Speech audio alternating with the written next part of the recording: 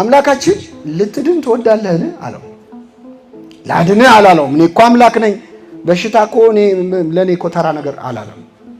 ልትድን ትወዳለህን አለ። ክርስቶስ ለበሽተኛው የሚራራ የሚገርማችሁ ከሙያ እዚህ መሀል ሐኪሞችም አላችሁ እርግጠኛ ነኝ። ከሙያዎች የተጠራባቸው ብዙ ሙያዎች አሉ። አንዱ ሐኪም ነው ክርስቶስ ሐኪም ነው። እኛ በሽተኞች ነን። ኃጢአት በሽታ ነው። ለምንድን ነው ክርስቶስ ሕክምናን ለሱ ሰጥቶ ራሱን ባለመድኃኒት ብሎ የጠራው? ሐኪሞች በሽተኛቸውም እንዴት እንዲያዩ እንደሚፈልግ ነው። አንተ አንድ እዚህ መሀል ሐኪም ካለ አንድ ሐኪም በሽተኛውን እንዴት ነው ማየት ያለበት ካላችሁ ክርስቶስ እሱን እንደሚያየው ነው። እንደ ኃጢአተኛነትህ እንደሚያይህ፣ አንተ ኃጢአትን እንደሚታገስህ። በነገራችን ላይ ክርስቶስ እንደ ሕክምና ነው። ትምህርቱም ወንጌሉም አንዳንዴ ተግሳጽ ምናምን እየተባለ ሰው የሚያቆስል ነገር መናገር አይገባም በወንጌል ስም። ምክንያቱም ቅዱስ ዮሐንስ አፈወርቅ ምን ይላል መሰላችሁ? ወመገስጽ ይህ ይኩን ከመማዕትም ወጽኑ አቃል። የሚገስጽ ሰው የሚሰብክ ሰው ወንጌልን አይቆጣ፣ በጣም ቃሉ ጭካኔ የተሞላበት ጽኑ አቃል አይሁን። ታዲያ ምን ይሁን ይልና ይላል መሰላችሁ? ቁስል እንደሚፈውስ ሐኪም ይሁን ይላል። ምን እንደሚፈውስ? ቁስል የሚፈውስ ሰው መድኃኒት ሲያደርግ እፍ እያለ መድኃኒቱ ቢያቃጥልም እፍ እያለ በሽተኛውን አዝኖ እንደሚፈውስ እንደዛ አድርጎ ይፈውስ ይላል። ክርስቶስ እንደዛ ነበር። ማንንም በክፉ ቃል ሰብሮ አያውቅም ጌታ።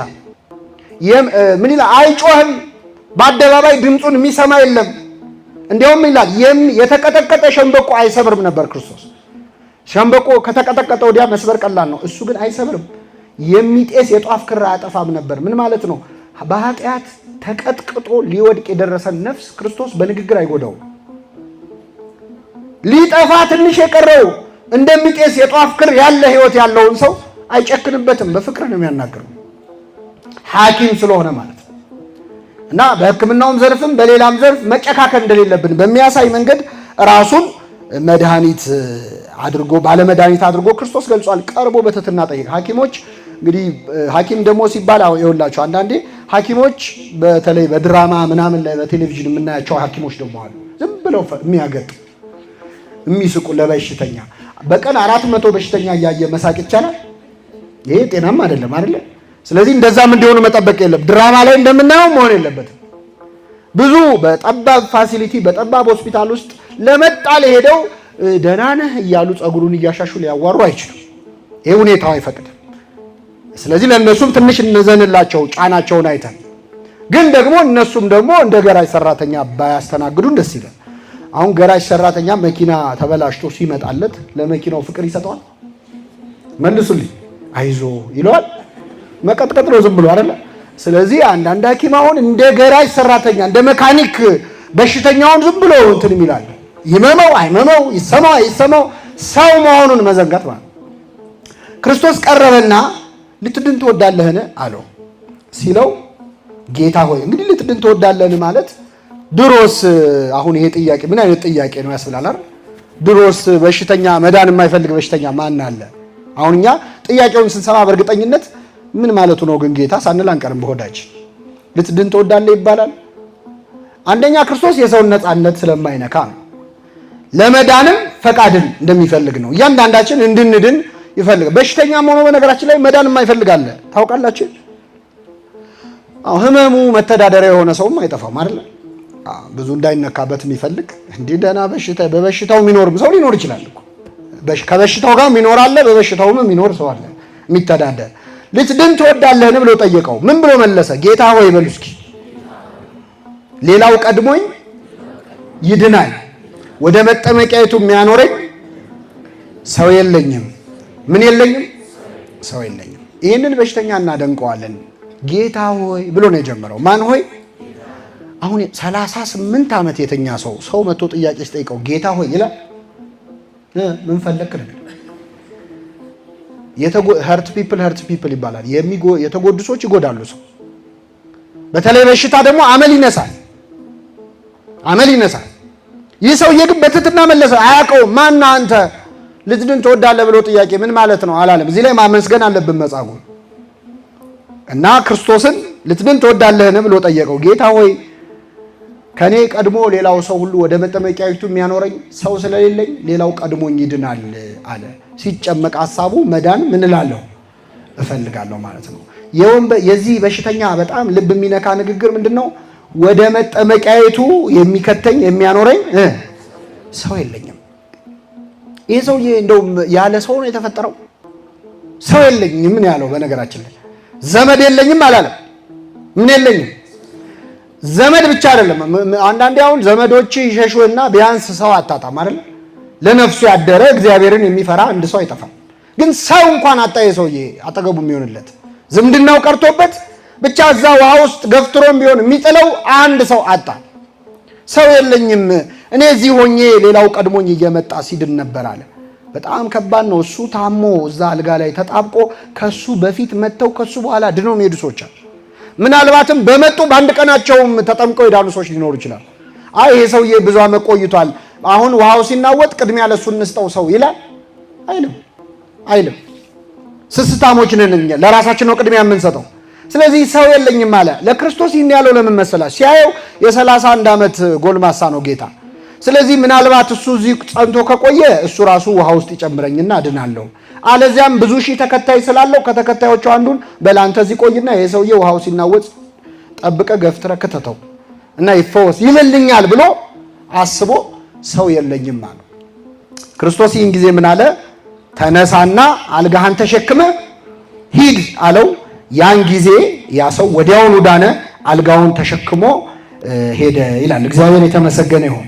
ክርስቶስ ምኑን አሸክሞ ላከው? አልጋውን። ለምን ላከው? አንደኛ የፈወስኩ በነፃ ነው። ይሄ ሰውዬ ምንም ንብረት የለውም። ብቸኛ ንብረቱ ምኑ ነች?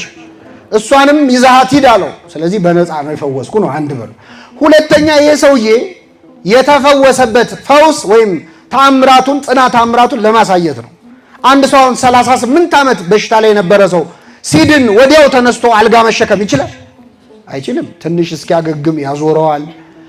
ትንሽ መለማመድ፣ እግሩም ብዙ ዓመት እንትን ስላለ ትንሽ ይታሻል። እና ሐዋርያ ጌታ ይህን ሰውዬ ሲፈውሰው ቆይ መጀመሪያ እግርህን ታሽተ ብሎታል። ተነሳና አልጋህን ተሸክመ ሂድ አለው።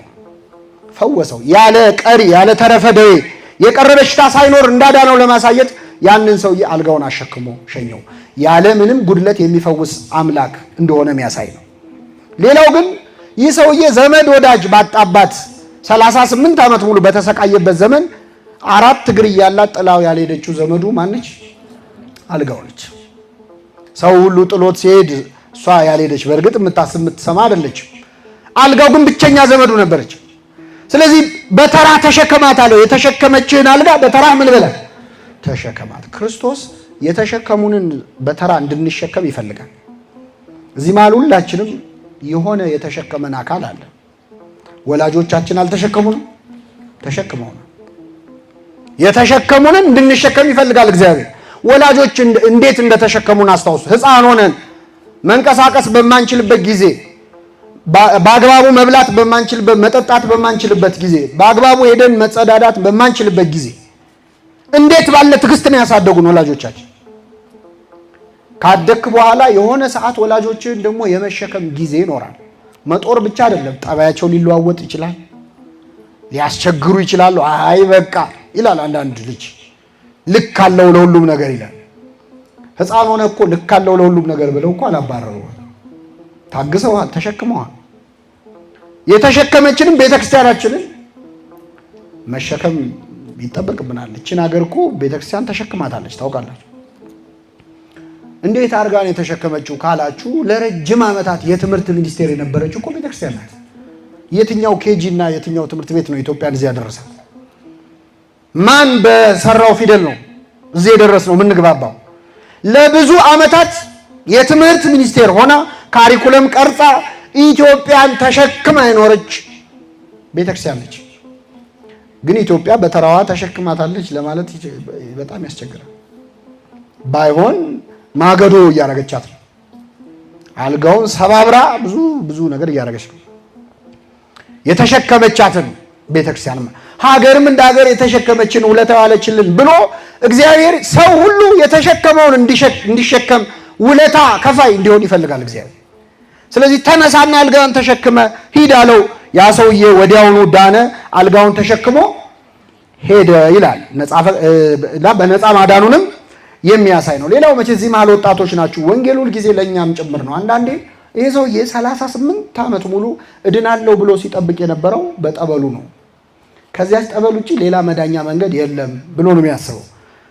ሌላም ቦታ እንዳይሄድ በእርግጥ እግርም የለውም አይደለም፣ መሄድ አይችል እና አንዳንድ ወጣቶች ትምህርት ተምረው ተመርቀው የሆነ ነገር ሰርተፊኬት ኖሯቸው የሚጠባበቁ አሉ። በህይወታችን ውስጥ የሆነ የምንጠባበቀው ጠበል አለ እንዲፈውሰን ማለት። ተማሪው ሲቪውን ያስገባና እስኪደወልለት ይጠብቃል ቁጭ ብሎ። ከዛ ሌላ ሰው መጥቶ ስራ የለም አትሰራም እንደዚህ አታረግም ሲለው ስራማ ፈልግ ነበር ግን ስራ የሚያስገባኝ ምን የለኝም፣ አቤት ሰው የለኝም ይላል። አዲሱ መጻጉዕ ማለት ነው። ሰው የለኝም ይላል። እንዲህ እንዳላረግ እንዳልማር እንዲህ እንዳላረግ ሰው የለኝም ይላል። እና ደህና መካሪ ካገኘ ምንድነው መባል ያለበት? ተነሳና አልጋን አንጥፈ ከቤት ምን በል። አንዳንድ ኦፕሽኖች ይኖራሉ። ይሄ ሰውዬ እኮ እግር ስለሌለው ነው። አንተ ለምንድነው ጠበሉን የምታየው ቁጭ ብለህ? በህይወት ሌላ አማራጮች ሊኖሩ ይችላሉ። ለምን እድሜ ትጨርሳለህ? በዛች መንገድ ብቻ አይደለም ስራ ሊሰራ የሚችለው። ሌላ የህይወት አማራጮች አሉ፣ የህይወት መንገዶች አሉ። እስቲ ዞር ዞር ብለህ መጻጉዕ መውጣት እየፈለገ እንዳይሄድ እግር ይዞት ነው። አንተ እግር እያለ ለምን ካልጋ ጋር ትቆያለህ? ተወኝ እባክህ ሰው የለኝም ማለት እንደሌለብንም የሚያሳይ ነው። መጠመቂያው ላይ ብቻ ማፍጠጥ አያስፈልግም፣ መወሰን አለበት። መጻጉዕ ተነሳና አልጋን ተሸክመ ሂድ ሲባል ያ ሰውየም ወዲያውኑ ድኖ ተነሳና አልጋውን ተሸክሞ ሄደ። አንድ አሁን 38 ዓመት እግሩ ሽባው ነው የኖረ ሰው ተነሳ ብትለው ምንድን ነው የሚለው? ትቀልድብኛለህ እንዴ? እኔ እኮ ፈልጌ ያመጣሁት ነገር አይደለም። መነሳት ብፈልግ እኔ አልነሳም እንዴ? እንዴት ነው የምነሳው? ማሳመን ሰውየውን ተነስ ለማለት ለማሳመን በጣም ረጅም ጊዜ ይፈጃል። ይሄ ሰውዬ ጌታ ካረገለት ተአምር በተጨማሪ እሱ አምኖ መነሳቱ ራሱ አንድ ነገር። ተነሳ ሲባል እኔ ልነሳ አላል። እንደና አብርሃምና ሳራ አልሳቀም። ትወልዳላችሁ ሲባል እኛ ነው ያለ። ልንወልድ ሳቀች፣ ጓዳ ገባ። ሚስት ሳራ እንደ አባቷ ባሏም ስቋል። አብርሃምም እየሰገደ ሳቀ ይላል። እስኪ በሉ እየሰገደ ስግደትና ሳቅ አብሮ ሄደ። አሳቀው ትወልዳለህ ሲባል። ሳራ ደግሞ ጓዳ ሆና ሳቀች። እንደ ሳራ ለምን ሳቀች አለ እግዚአብሔር። ኧረ አልሳኩም አለ። የለም ሳቅሽ እንጂ አላት። ኧረ አልሳኩም። ከማን ጋር ነው የምትከራከረው? ከእግዚአብሔር ጋር። እግዚአብሔር ልብን የሚሰማ አምላክ። እሷ ጓዳ ገብታ ሳቀች አልሰ ያውቃል። እና ያስቅ ነበር ለብዙ ሰው። ተነሳ ካልጋ ሲባል መነሳት እምነት ይፈልጋል። አምኖ ተነሳ። ይህ ሰው ወዲያውኑ ዳነ፣ አልጋውን ተሸክሞ ሄደ ይላል። የእግዚአብሔር ስም የተመሰገነ ይሁን። ሁለት ነጥቦች እናንሳና የዛሬ ትምህርታችንን እናበቃለን። ይህ ሰውዬ አልጋውን ተሸክሞ ሲሄድ አይሁድ በጣም ተበሳጩ። መቼስ እንደ አይሁድ በጣም አስገራሚ ፍጥረት የለም። አልጋውን ተሸክሞ የሄደበት ቀን ሰንበት ነበረ። ምን ነበረ? ሰንበት። ያም ቀን ሰንበት ነበር። ስለዚህ አይሁድ ይላል የተፈወሰውን ሰው ሰንበት ነው አልጋ ልትሸከም አልተፈቀደልህም ማለት። እስቲ እግዚአብሔር ያሳያችሁ። አንድን ሰው መቼስ ይሄንን መጻጉዕ የማያውቀው ሰው የለም። ቤተሳይዳን የረገጠ ሰው ሁሉ ያውቀዋል። ለምን እዛ ተኝቷል አይደል? ስንት ዓመት ሙሉ ያውቁታል። መንገድ ላይ ሲያገኙት አሁን እናንተ 38 ዓመት ሙሉ መንቀሳቀስ የማይችል የነበረን ሰው በእግሩ ሲሄድ ስታዩ አልጋ ተሸክሞም ቢሆን ማለት ስታዩ ምንድን ነው የምትሉት? እንዴ አንተ እዛ ቤተሳይዳ የነበርከው በሽተኛ አይደለ እንዴ? አረ እግዚአብሔር ይመስገን ቆመ ሄድክ። እንዴት ልትሄድ ቻልክ? እነሱ ከአንገት በላይ ብቻ የሚታይ እና እንዴት አልጋን ተሸከም ካሉት ይሄ የአይሁድ አንዱ ጸባይ ነው። እስቲ ምልልሳቸውን ላንብብላችሁ። ሰንበት ነው አልጋን ልትሸከም አልተፈቀደልህም ማለት። እርሱም ያዳነኛ ሰው አልጋህን ተሸክመ ሂድ አለኝ አላቸው። እስኪ በሉ ያዳነኛ ሰው አልጋህን ተሸክመ ሂድ አለኝ። አቤት ያዳነኝ ያ ሰው። ቀጣዩ ጥያቄ ምንድን ነው? አቤት ማን ነው? ያዳነህ ነው አይደል አላሉ። ላንብብላችሁ። ያዳነኛ ሰው አልጋህን ተሸክመ ሂድ አለኝ ብሎ መለሰላቸው። እነርሱም አልጋህን ተሸክመ ሂድ ያለ ሰው ማን ነው አሉት። ያዳነህ ማን? እንግዲህ ቶት ፓተርኑን ስታዩት፣ የጥያቄውን ፓተርን ስታዩት ምንድን ነው ያለው? ያዳነኛ ሰው አልጋህን ተሸክመ። ቀጣዩ ጥያቄ ምንድን ነው? ማን ነው? እሷን መስማት አይፈልጉም።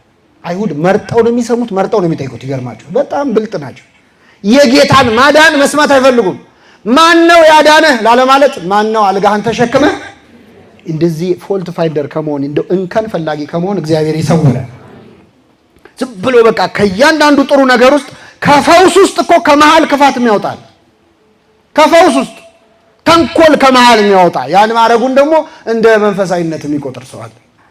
አንድ ውዲ አለን የሚባል ኮሜዲያንም ጸሐፊም ነው። ምን አለ መሰላችሁ? ትችት ማለት ነቀፋ ማለት ይላል የነቃፊው የህይወት ታሪክ ነው ይላል። እየሰማችሁ ምንድነው የነቃፊው የህይወት ታሪክ? the only reliable form of autobiography ይላል። ግለ ታሪኩን ነው የጻፈው። ማለት በህይወቱ የገጠሙትን ነገሮች ንግግሩ ላይ ተዋል። አንተን ሲተች የእሱን ዲስአፖይንትመንት ያንተ እዛ ትችት ውስጥ ታገኘዋል። እና አይሁድ የዚህን ሰውዬ ፈውስ ማመስገን ሲገባቸው አልጋን ተሸክመ ያለ ሄድ ያለ ማን ነው አሉት። ያም ሰው ይላል ብዙ ህዝብ በዛ ስፍራ ነበሩና ኢየሱስን ፈቀቅ ብሎ ነበረና የፈወሰው ማን እንደሆነ አላወቀም ይላል።